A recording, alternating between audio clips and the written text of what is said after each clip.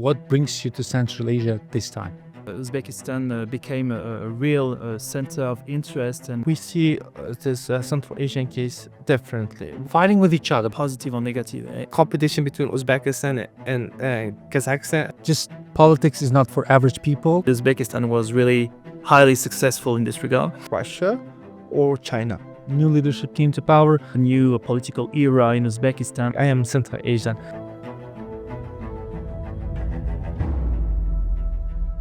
Hello, everyone. Welcome to CPR Podcast. And as usual, we invite really good experts in different areas. So today we are going to have a discussion on Central Asia integration, the foreign policy of Uzbekistan, with a French expert, Mikhail Leviston. Welcome to our podcast, Mikhail.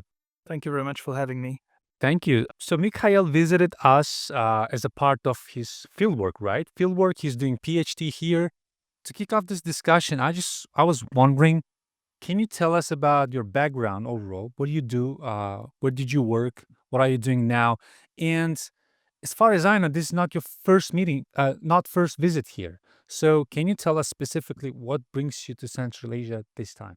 I was invited as a panelist in the International Forum of Astana, which was held in the last week. So I was granted this huge honor, and I wanted to take advantage of my being in Central Asia, in Astana, to travel to Uzbekistan and spend more time in Tashkent than I did a year ago when I first was in your capital. So this was the purpose of my visit here. But you mentioned the fact that I am a PhD student today. It's also a part of my, let's say, field trip. We are encouraged to go on the field, to meet with people like yourselves, and to speak, to discuss issues that are of importance for you and that are also of importance for me as I work on them and write on them. So this was the goal, the many goals I had to reach with this trip, that has been highly productive already, I can say. And Glad to hear. Sorry? Glad to hear that. Yeah, I sincerely want to thank the French embassy that opened me so many doors I could have even dreamed of. So it was something very interesting, fruitful. I think we had very interesting discussions, mutually profitable with Uzbek experts, with institutional people. So maybe it could be only the beginning of something that should last, because this is not my last trip in Uzbekistan, seemingly. And regarding my background, I have studied Russian when I was a kid.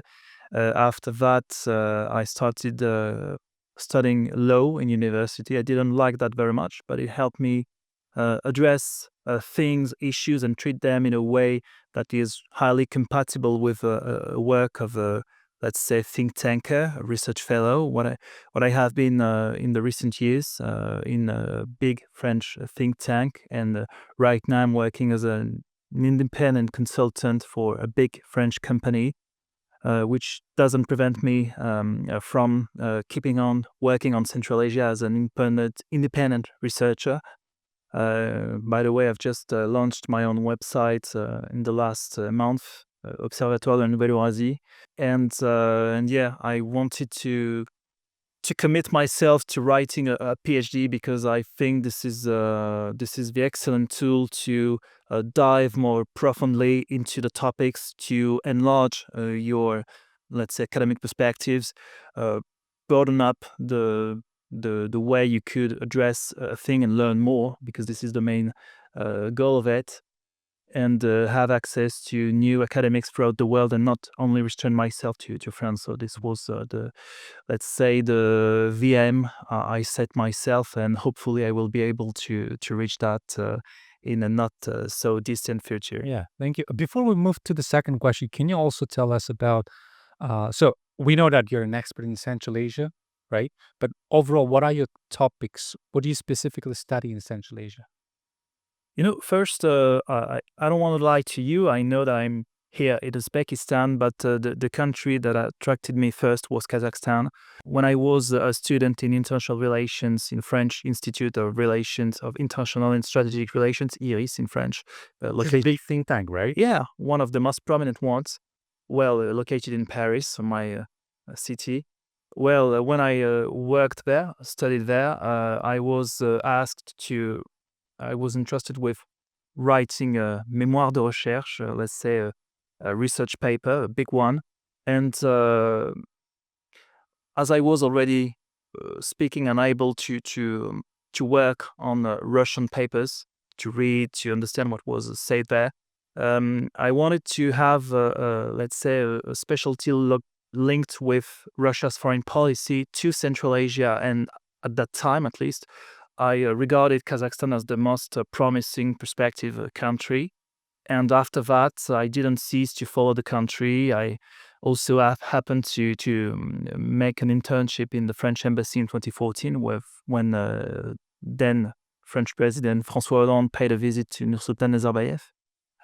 So I had, let's say, a passion for this country. But after, like I said, you want to broaden up your perspectives. You want to learn new things and to get interested in new topics. And this has coincided with the beginning of a new political era in Uzbekistan, with Shavkat Mirziyoyev becoming president in 2016. I think he opened up your foreign policy in many ways, in a very short period of time, by the way. And he helped, nurture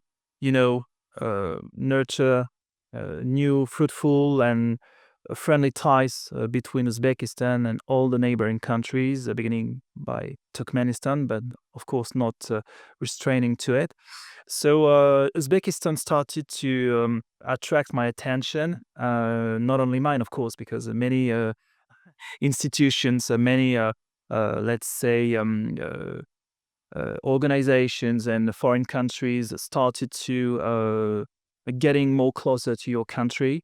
And Uzbekistan became a real center of interest and a real topic I worked cautiously and closely on. But after, you have Kazakhstan, you have Uzbekistan, you want to go further and to let's say, expand your area of research and expertise to all the remaining countries. And this is just what prompted me to work more ambitiously, I would say, on Kyrgyzstan, Tajikistan, and also on the so mysterious Turkmenistan.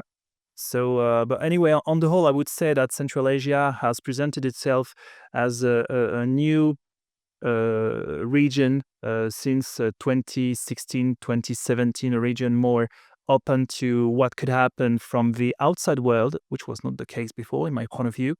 And but between themselves, what is really interesting, in my point of view, is that all these countries have started to renew their approach to their neighbors.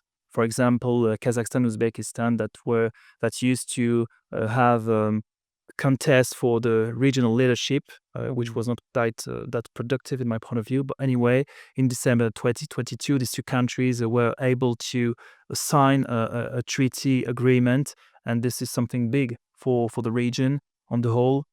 And this is just one of many examples that show, in my point of view, that Central Asia is becoming a real coherent actor of international relations, and a real region, which can be addressed as such, and which is able to lead, to drive its own foreign policy regarding US, EU, Italy, as recently Prime Minister Giorgia Meloni paid you a visit.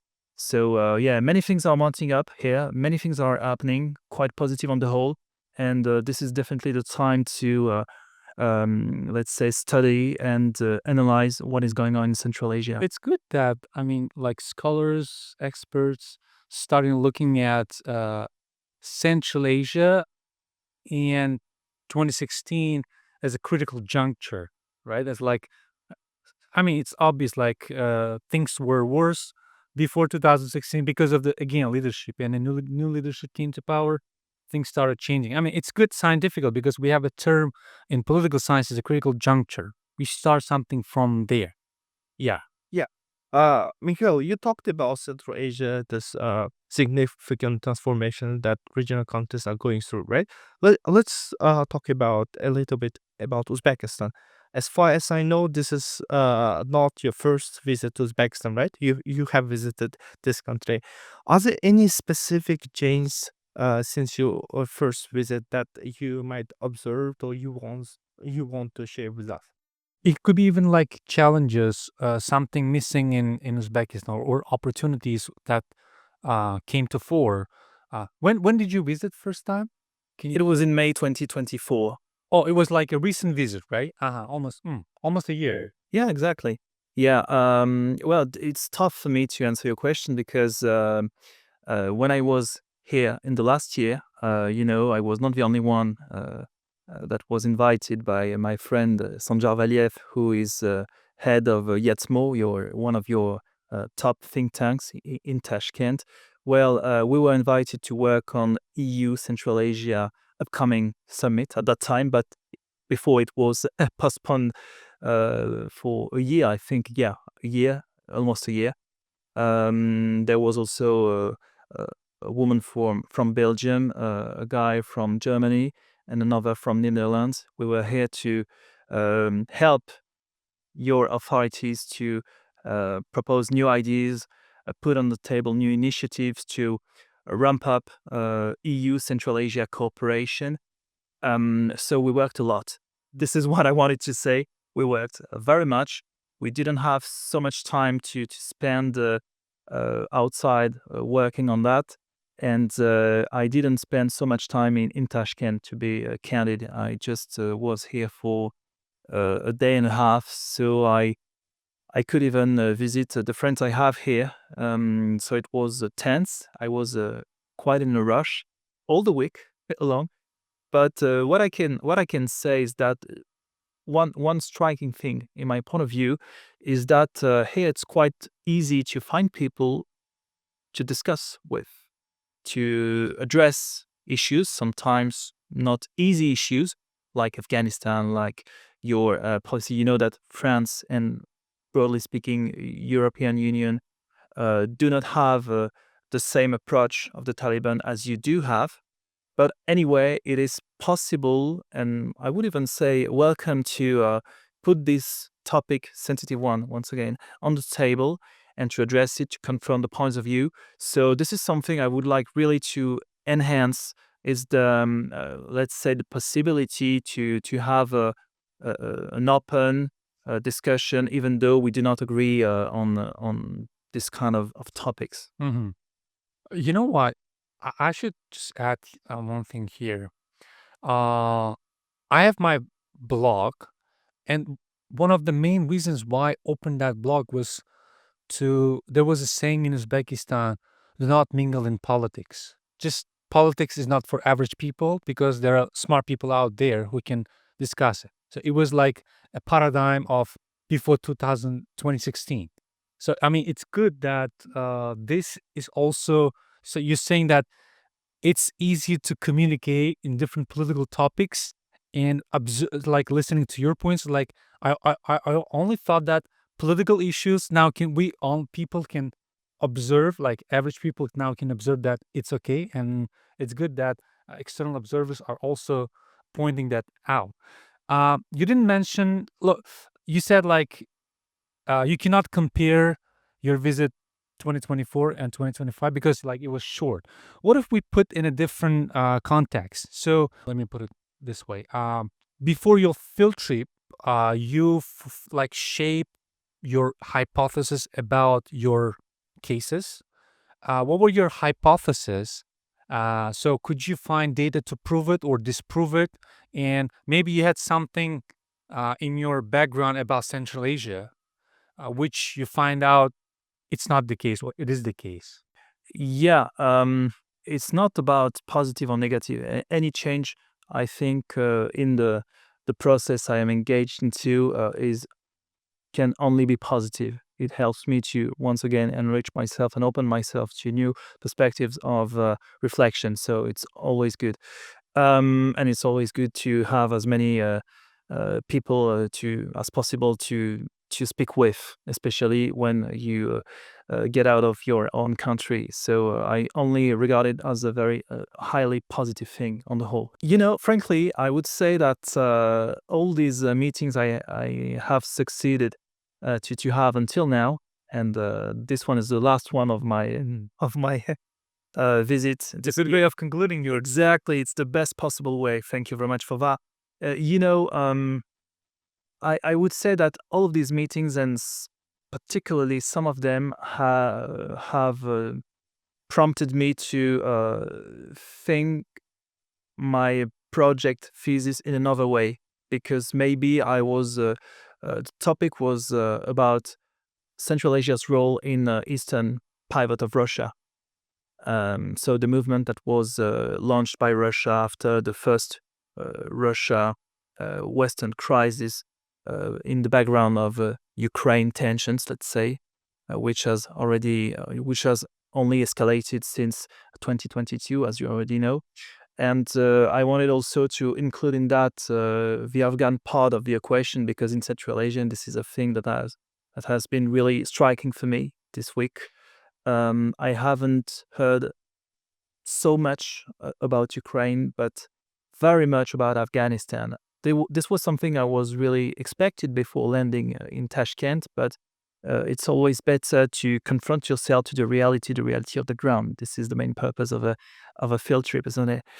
So I would say that all of this possibly could lead me to rethink my approach of the subject, and maybe to focus more on Central Asia itself, and to put a bit less of Russia in that, just to think more like the people from this region. How do they address this, let's say, this increased presence of Russia economically, politically, culturally as well, in a way, in Central Asia? Are they in favor of that, or are they more hostile to that? So this is an open question. Maybe I would bring more added value to this topic by treating it this way than only throughout the Russia's eyes, which is traditionally the way we are used to Western people. It is a huge approaching Central Asia. It is because nowadays you are a sovereign state. You have been so for almost 35 years. Grid game, things like I'm not a big fan of grid game. I have already had the occasion to to say what I think about this, let's say, very seductive but fallacious expression of what is going on today. This is not because the US is paying more attention to Central Asia, and this could clash in a way with Chinese interest, that it is a new grid game. We are not talking about a region which is a kind of buffet foreign powers that could afford themselves to pick up.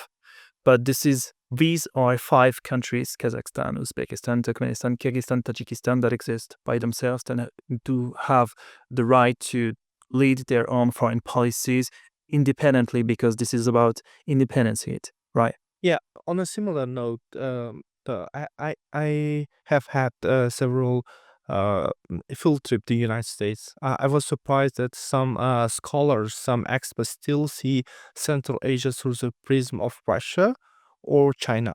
So, but here in the region, we see this Central Asian case differently. Now, like Central Asian countries, at least Uzbekistan, is investing a lot to build this Central Asian identity. Like, we are like Central Asians, like Europeans. When they talk, they say like, I am European, right? Like, you have also this European identity, and we are also working on that, on building the Central Asian identity. Like, when you ask someone from Central Asia, they can say like, as a proudly, like, I am Central Asian. We hope that it will be in near future. Yeah. We now, like, I think like Uzbekistan is also hosting a conference on this building common Central Asian identity, right? So, from your perspective, to what extent this term post-Soviet is still applicable to Central Asia? Do you think like lots of people in West still see Central Asia through the prism of post-Soviet identity? Good question. Thank you for that. Like I said, you are sovereign states, so this is a mistake in this way to put you in this basket of post-Soviet states, post-Soviet, whatever you want to put it with it.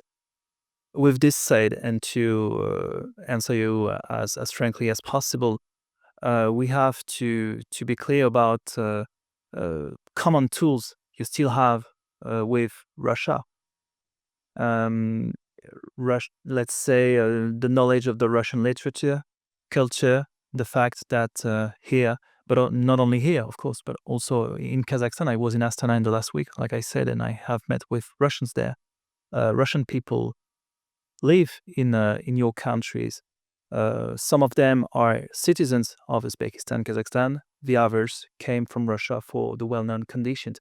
And there is also one of let's say important thing to put on the table in this regard is that you, not Uzbekistan, but for example Kazakhstan, Kyrgyzstan, and Tajikistan are part of regional organizations that were established and let's say mounted by Russians since the beginning of 2000s.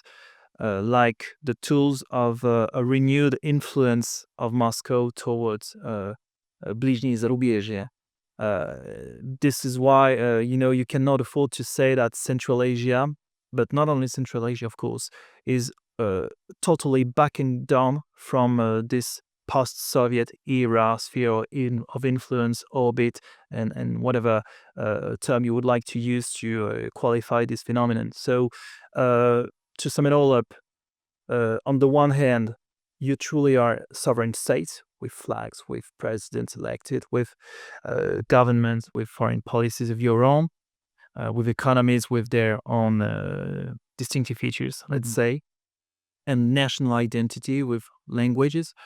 On the other hand, you still, in my point of view, at least in my point of view, but you are asking this question to me, so I'm answering as Mikhail Leviston. Yeah, be honest. Yes. I would say that you still are truly not into twins, but connected, linked in different ways, like I mentioned before, to Russia and to the Russia's post-Soviet sphere of influence. This is just the way it is. Okay. Thank you. Okay. So the next question is somehow you somehow addressed that. So before it was like a condition of war of all against all, like 5 states were fighting with each other, uh, finding any possible opportunity to do so, right? But then all of a sudden things changed. Experts, as you did, you said 2016, new leadership came to power. But academically, you're both like expert and doing PhD, right? I'm interested in your academic perspective here. Why it happened so? Why all of a sudden, like things were, as I said, waterfall against all, fighting with each other, but all of a sudden, uh, things started changing, right? So I'm interested in how academia would respond, explain this kind of phenomena. Okay, you're a bit too pessimistic, if I may say, because the only war that has already happened in Central Asia was between Kyrgyzstan and Tajikistan. It was in 2021. It was a woman, 2022. Yeah. So there was not war between Kazakhstan and Uzbekistan, Turkmenistan, even though Turkmenistan in 2002, under presidency of Sapar Muratniyazov, launched an attack against your embassy in Tashkent, in Ashgabat, which was a palm of discord, an apple of discord between yourselves and Turkmen people for a long time. So I wouldn't be that let's say pessimistic about the regional atmosphere that was at play, let's say, during quite a long period of time. I agree with you on that. But anyway, it was not it was not easy to have good relations in Central Asia, let's say interstate relations. What has changed? I think there are several factors that can explain that. First, the renewal of generations and especially the leaders. Nursultan Nazarbayev passed the power to Kasim Jomart Tokayev. Shavkat Mirziyoyev succeeded to Islam Karimov, who died in September 2016. So there was a new generation of leaders, a new way of approaching politics, maybe a sincere will to, improve the atmosphere in the region. Because I think, and I'm pretty sure, that Shavkat Mirziyoyev wanted to open his country, a double landlocked one, to its neighbors, because otherwise it could have been difficult for Uzbekistan's economy to sustain in these conditions. For a country that is so landlocked, so close to the outside world, it is highly vital, crucial to have good relations with the countries all around. And it was not the case until 2016, as far as I saw. New leadership in the main countries, the most powerful countries of the region, that helped reshuffle the entire atmosphere in the region. And unfortunately, because this is not something good to say, but unfortunately, the crisis that helped Central Asia to, let's say, speak on the same voice regarding the same challenges. Afghanistan, with the return of the Taliban to power in August 2021, and of course Ukraine, that was invaded by Putin's armies in February 2022. All of this has helped not only Central Asia to be more united against these huge crises. Central Asia presents itself today as the region which is located on the front line of the two of three or four main crises of the global order. This is not something that is negligible, So with this kind of context, you only have to join, unite. Otherwise, it's going to be even tougher for you to survive. And I would say that in the meantime, the launching of a consultative meeting of head of states, which was an idea promoted by Shavkat Mirziyoyev, even though the first summit ever was held in Astana in March 2018. But anyway, this new initiative that maybe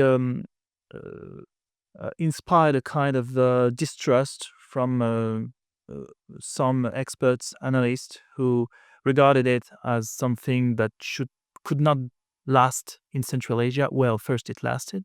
And second, it has proven quite effective in that it made all the 5 Central Asian leaders, including President Berdimuhamedov, who was not very fond of this platform of dialogue in the first round.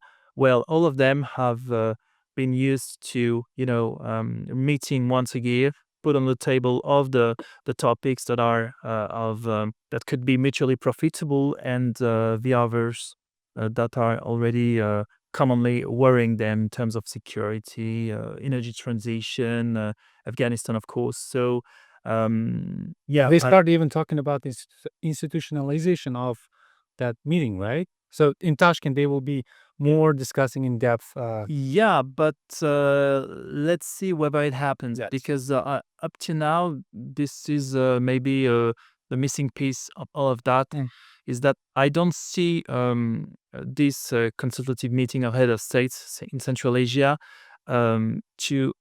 I haven't seen it materialize into something more institutional. As you said, this is the next step. Yes, so which is going to be in Tashkent. Yeah, which is they're going to discuss it, right? We will see how it goes. Right? It has been the case for already a year now, but until now, they haven't succeeded in materializing into something more institutional with structures that could, sustain the dialogue and lower level than only the direction, the leaders of the five Central Asian states. But let's see what happens.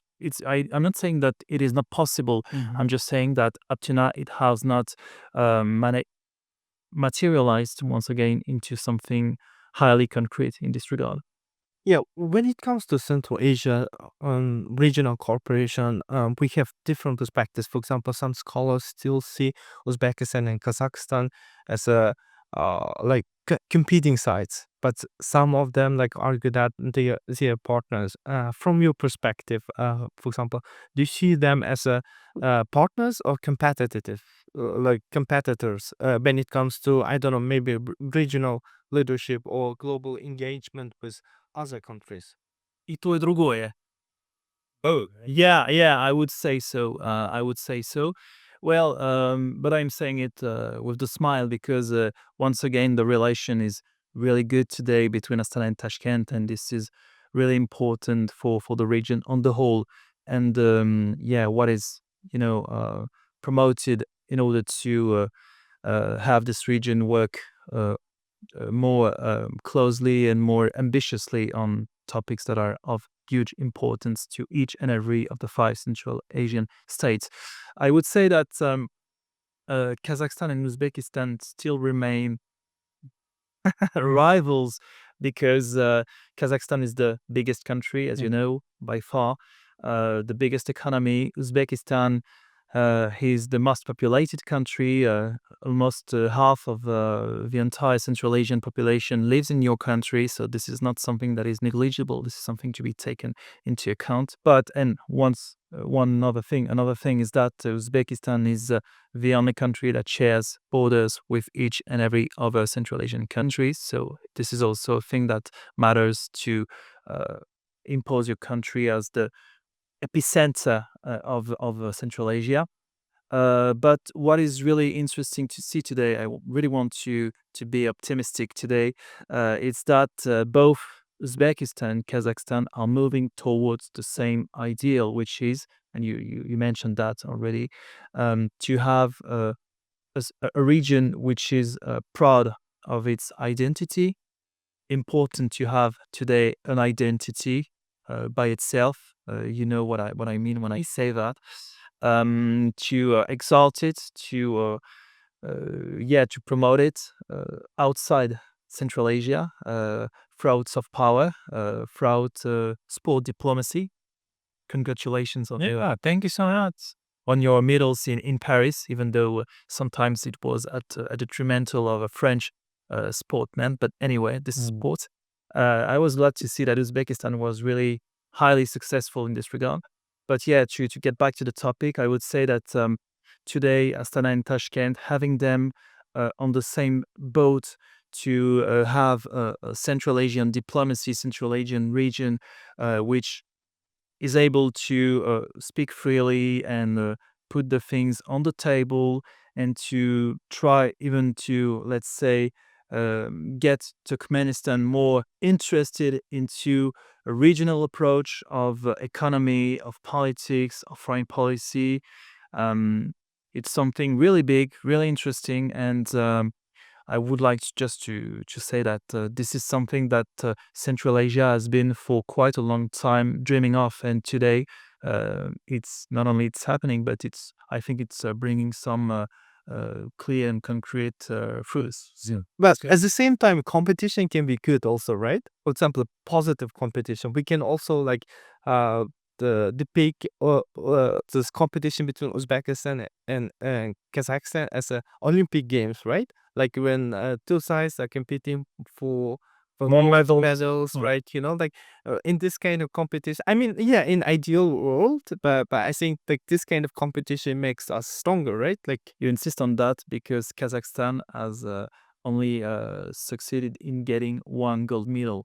no, I mean, I am kind of giving kind of metaphor, like you know, like when it comes to also like I don't know, maybe for like attracting international investment, for example, for attracting I don't know, maybe like business people or investors.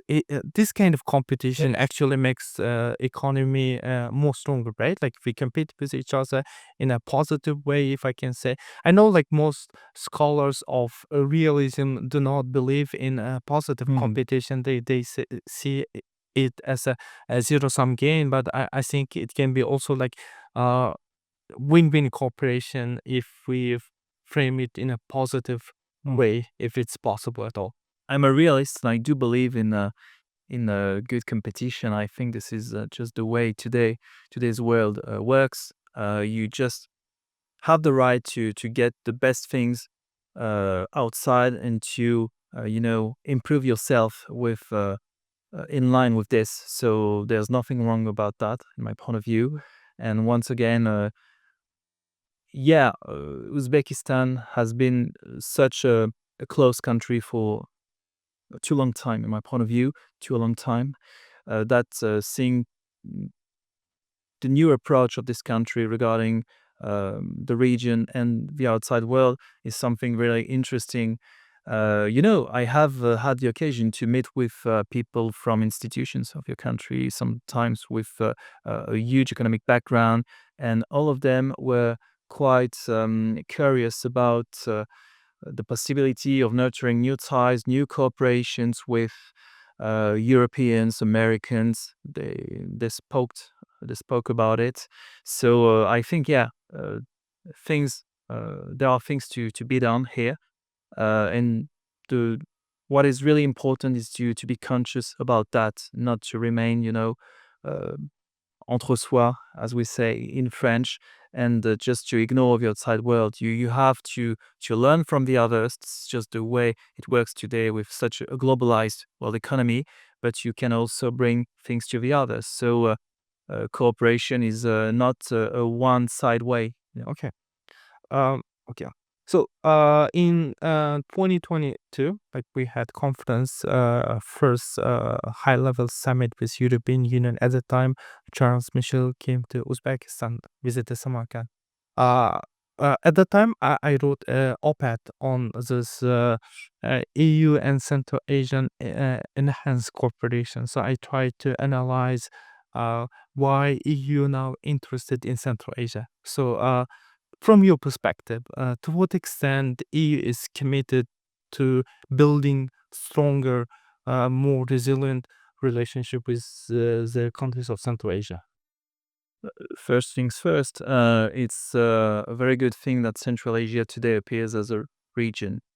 When EU issued its first Central Asia strategy in 2007, it was not the case, and this is one of the main reasons why this strategy of 2007 was a failure. In 2019, EU renewed its strategy towards Central Asia, made it more pragmatic, more economy oriented, and the fact that today Central Asia is a more unique actor, let's say. Let's put aside all the existing nuances because they are still one of them.